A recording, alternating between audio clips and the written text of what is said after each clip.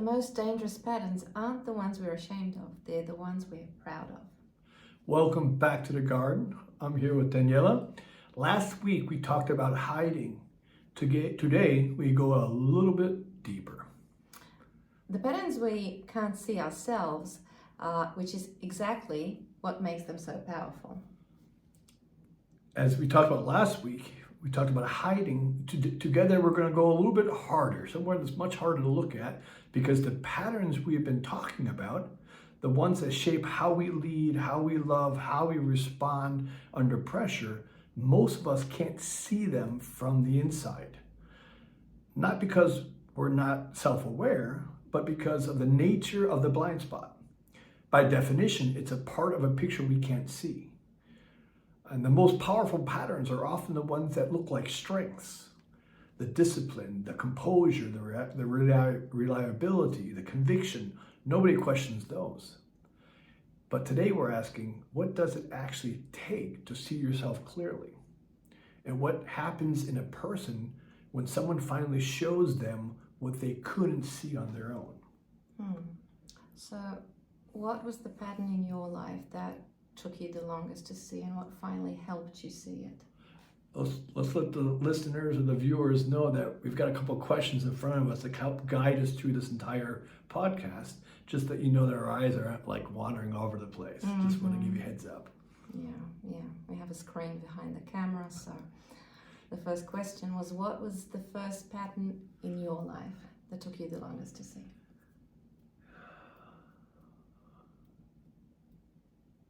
Being a workaholic. I hide behind my ability to be a workaholic. That was a topic of hiding before, but that's a pattern. The pattern of me always looking for work to hide behind, to get so dug into that I go into a zone. It looks very effective, but it took me a long time to see, because I was always being honored as someone over-delivering, as someone meeting all the expectations and exceeding them, where I was actually just burning myself out. I still am. I haven't conquered that pattern at all. What helped you see it? Problems, failure that I wasn't expecting, people speaking into it, people reminding me that there's more to life than just work. I still need to hear that every day, I think. But what about you?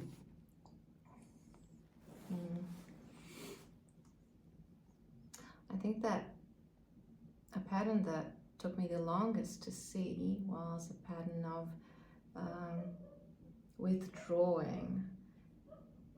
To me, it seemed I was always a person, as an empathetic person, I was a person who listened to people, and people were drawn to me, had trust in confiding in me.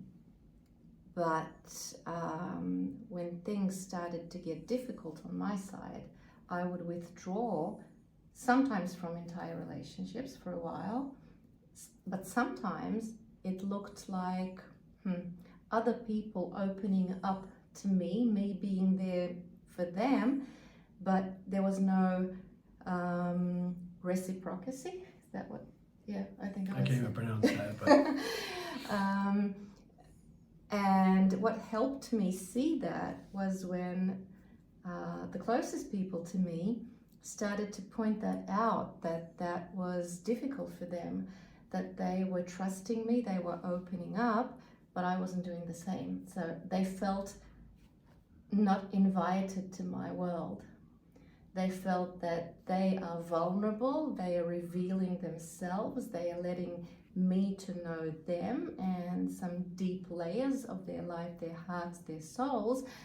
And I was there to listen to them, help them out, but I didn't do the same. So more like a psychologist or a therapist. Yeah. Then a friendship. Right. Yeah. Right. Well, I got a funny question for us both. What's a pattern of ours or yours that probably irritated people around you long before you noticed it yourself? I'll let you answer first. I think we would have to ask that question to the people around us. They would be the best to answer that question. But probably probably what I mentioned, because the moment they started speaking up was the moment when something finally came. They reached a point when they just didn't want to stand it any longer. So it must have been irritating, frustrating for them. If they brought it up,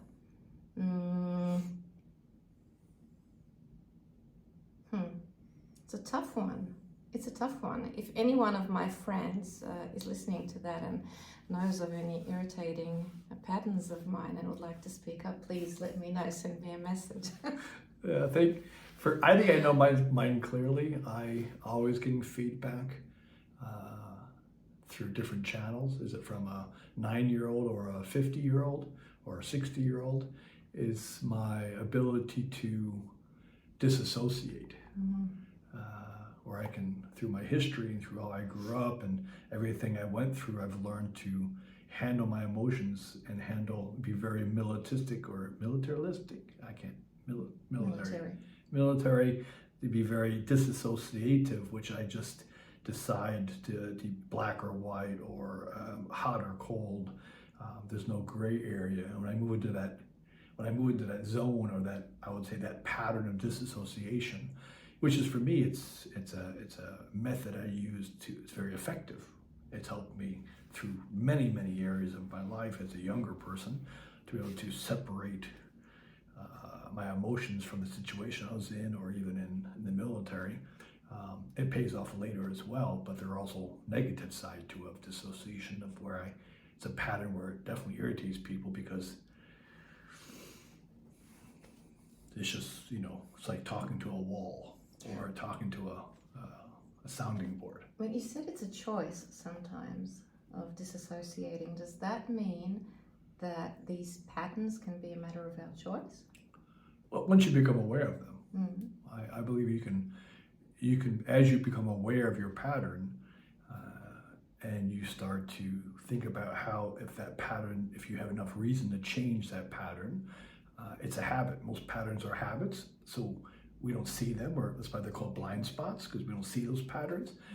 If we become aware of those patterns and we figure out where the pattern is coming from, or how we can make a choice to not apply the pattern, it's something we have to practice daily, something we have to think about, to say, okay, now I know my pattern, I know my self-protection pattern, and I have the ability to make a decision, just like attitude. It's your decision how you want to respond to things. It's your decision how your attitude's going to be. No one controls your attitude besides yourself. Same thing as with your pattern. Once you become aware of your pattern, it can be bliss and, I forgot the word, but it can be, becoming aware of your pattern is helpful, but it's also painful, because you realize you got to work on something. So when you first identified your protection profile, was your reaction more, that's embarrassing? Oh, or, oh, that explains everything? Well, there were 2 steps. My first step was, that just cannot be true. So I went through the test again and the same result came up. I didn't share it with anyone. I had to digest it. I had to think about it. It wasn't embarrassing. It was explaining a lot. When I actually reflected on my self-protection pattern, I just realized, going back through my memories, that this is absolutely true, and that gave me a sense of understanding, acceptance, but also awareness and responsibility. On this note, as we're talking about the test, you just brought that up, we have a self-protection awareness assessment that you can actually do. It's in the show notes. It shows you your patterns. It helps you with the awareness. It's a little assessment, takes about 10 minutes, 8 to 10 minutes. Asks you a series of questions. And to explain the self-protection assessment, or self-protection is something that we've used or we've developed over time from our childhood to actually protect ourselves from healthy relationships. We know that we have a potential of a better relationship but because of our history, because of different experiences, we've developed self-protection patterns that we apply to say, I'm afraid of the risk to take for a new relationship, even though it seems totally absurd, but it's what we do to protect ourselves from healthy relationships because of the different reasons. But this assessment helps you understand that. And I think it's worth emphasizing that this test does not reveal our personality type, but our self-protection type. So our pattern, basically. Our pattern, what happens when we're triggered with some unhealed wounds, experiences from the past. So if my self-protection pattern is withdraw, that's not my type of personality, but that's my pattern which I use to self-protect myself when things get rough, when I feel anxious, when I'm overtired sometimes, when I'm overly emotional because of some circumstances. So it's not our personality type, it's our self-protection type. Right. And that makes it easier to accept it.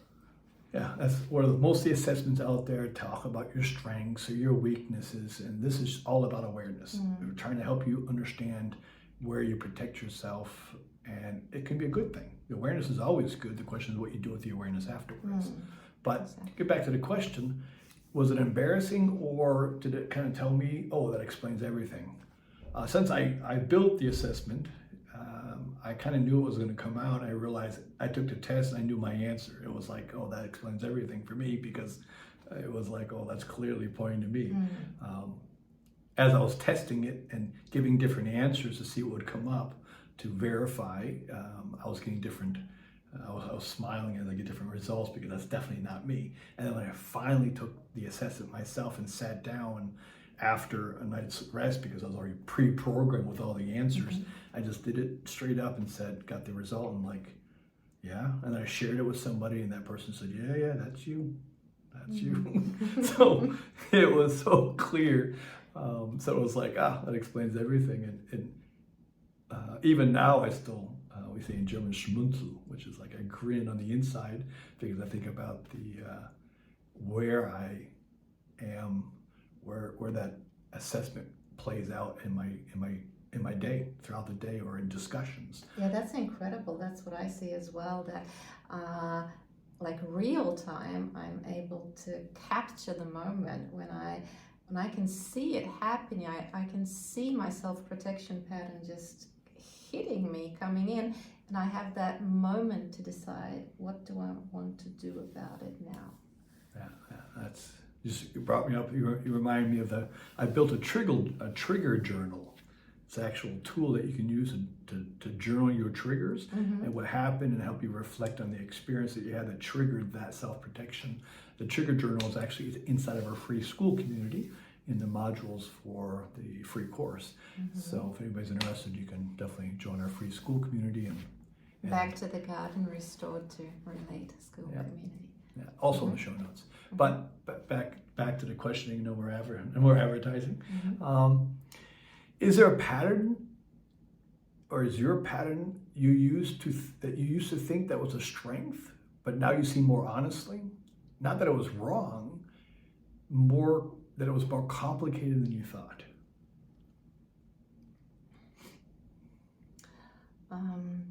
Yes, there was a pattern of controlling the environment, my work environment, for example.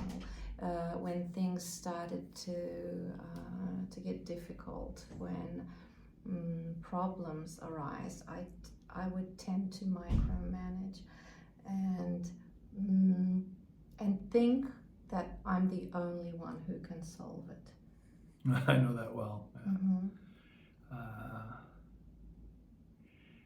My pattern plays out in overprotecting, or in over hypervigilance. So sometimes I limit, through my protector pattern, I limit the capabilities of people, or in leadership, I tend to, I have the idea, I have the goal to empower them, At the same time, I want to prepare everything so they can be successful, but that also takes away from their creativity. So I'm stuck between two worlds, between making it as easy for them as possibly successful, which is an honorable thing. At the same time, taking away their potential to be creative in finding their own way. So I'm still stuck. I'm still stuck in between it being a positive and negative, like in the middle of that. How do two people's different protection patterns interact in close relationships? And what tends to happen when they collide?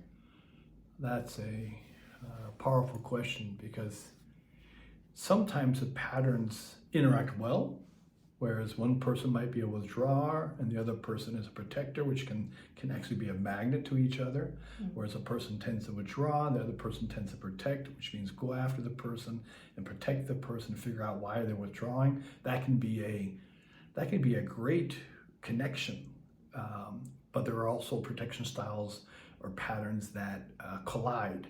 Whereas if you have two withdrawers, people both withdraw, both go into disassociation or both go into work modus, then they collide in that there's nothing happening. There's a dead space. Or the patterns can collide when a person the pattern is to go internal, where the other person's is more of an outgoing and their pattern is more to talk about it. Then you have one person whose pattern is to withdraw, go internal, and think through things, and doesn't need the input from the person who's looking to communicate, over communicate.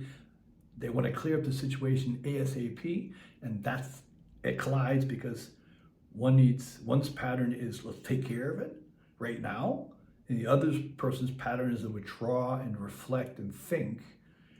So it ends up being like a magnet opposites, what you call when you have two sides of the magnet pushing each other away.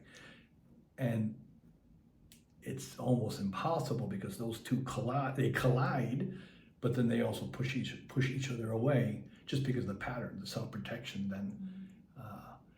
But I'm also thinking about a withdrawer, which I am myself, that even if I withdraw and reflect, that doesn't mean that I don't have the need to be pursued in that very moment. So I can imagine that a withdrawer with a dissociative person might also be colliding because of that fact. So, and that's just a silent collision, I would say, that the withdrawer withdraws into the silent, the dissociative person dissociates into their silence, which brings a collision, sometimes silent.